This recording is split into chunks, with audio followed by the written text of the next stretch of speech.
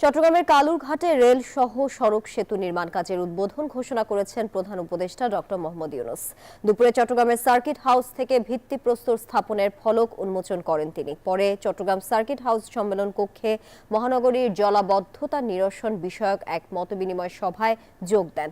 এ সময় চট্টগ্রাম শহরে জলাবদ্ধতা নিরসনে পদক্ষেপ নিতে বলেন তিনি। এর আগে সকালে চট্টগ্রাম পৌঁছেই বন্দরে এক অনুষ্ঠানে যোগ দেন।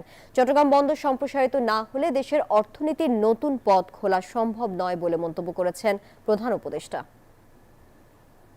চট্টগ্রাম বন্দর হলো ভরসা। বান্ডেল থাকলে প্রতি সেনমানিতে টাকা বাঁচবে। বিকাশ সেনমানি বান্ডেল কিনে জিতুন প্রতি লেনদেনে।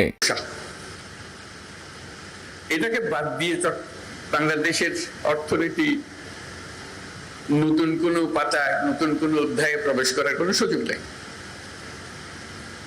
এই পথ খুলে দিলে বাংলাদেশের অর্থনীতির পথ খোলে। যদি বন্দর ব্যবসাতে বাংলাদেশিদের কথা সবাই সব জায়গাতে স্মরণ করে, তারা জানে বন্দর কিভাবে ম্যানেজ করতে হয়।